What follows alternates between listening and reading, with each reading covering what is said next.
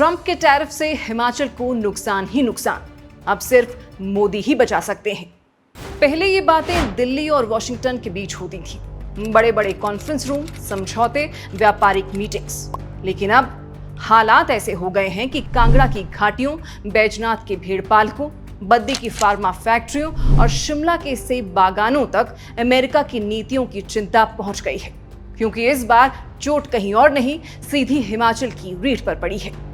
Donald Trump ने दोबारा राष्ट्रपति बनने के बाद जो चाल चली है, उसने भारत के माथे पर चिंता की लकीरें खींच दी हैं। ट्रंप ने ऐलान कर दिया है कि भारत से अमेरिका भेजे जाने वाले लगभग हर उत्पाद पर 25 से 26% तक आयात शुल्क लगेगा। पहले ये टैरिफ अगस्त के शुरुआत से लागू होना था, अब साफ कर दिया गया कि 7 अगस्त से ये नियम लागू हो जाएगा और यहीं से हिमाचल के लिए असली संकट शुरू होता है। अब कोई पूछे, हिमाचल और अमेरिका का क्या लेना देना? लेना देना बहुत है। हिमाचल की अर्थव्यवस्था का एक बड़ा हिस्सा उन्हीं चीजों पर टिका है जो अमेरिका जैसे देशों में जाती हैं। बद्दी, नालागढ़ और सोलन से हर साल 10,000 करोड़ रुपए से ज्यादा की दवाइयां एक्सपोर्ट होती हैं। जैविक ऊन, पारंपरिक शॉल, हस्तशिल्प और ऊनी कपड़े अमेरिका के बाजार में हिमाचल की पहचान बन चुके हैं। और अब जब अमेरिका उन पर भारी टैक्स लगाने वाला है, तो असर यहाँ की जमीन से लेकर मजदूर तक सब पर पड़ेगा। सबसे पहले बात करते हैं सेब की। हिमाचल में हर साल करीब 6.5 लाख मीट्रिक टन सेब का उत्पादन होता है, जो कि लगभग 5,000 करोड़ रुपए की अर्थव्यवस्था है। यहाँ के ज्यादातर बागवान 5 से 10 बीघा जमीन वाले छोटे किसान हैं। अब अमेरिका दबाव बना रहा है कि भारत उसके सेबों पर लगे 50% आयात शुल्क को कम करे। अगर भारत ये करता है तो अमेरिका से सस्ते सेब भारत आएंगे और हिमाचल का सेब बाजार धराशायी हो जाएगा। हमीरपुर से सांसद अनुराग ठाकुर ने खुद वाणिज्य मंत्री को चिट्ठी लिखकर चेताया है कि ये कदम हिमाचल के बागवानों के लिए विनाशकारी हो सकता है। अमेरिकी रेड डिलीशियस सेब, जो पहले ही वहां की सब्सिडी के कारण सस्ता होता है, अगर उस पर टैरिफ कम हुआ तो मंडियों में हिमाचल का सेब कोई खरीदेगा ही नहीं।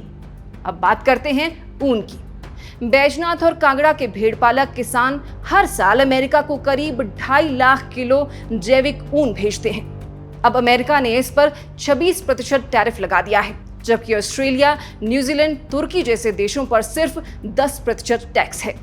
इससे हिमाचल के चरवाहों के लिए अंतर्राष्ट्रीय बाजार में टिक पाना मुश्किल हो जाएगा। अक्षय जसरोटिया जैसे एफपीओ प्रमुख साफ कहते हैं कि अगर ये टैरिफ लागू हुआ तो कई साल की मेहनत से बना बाजार एक झटके में खत्म हो जाएगा। वहीं फार्मा इंडस्ट्री थोड़ी राहत में है, लेकिन पूरी तरह से सुरक्षित नहीं। अभी अमेरिका ने दवाओं पर टैरिफ नहीं लगाया है।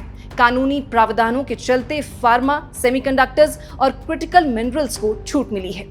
हिमाचल की करीब 270 फार्मा कंपनियां WHO की GMP सर्टिफाइड हैं और अमेरिका को जेनेरिक दवाएं भेजती हैं। लेकिन बाजार में डर बना हुआ है कि ट्रंप अगर फिर उग्र नीति अपनाते हैं तो फार्मा पर भी असर पड़ सकता है।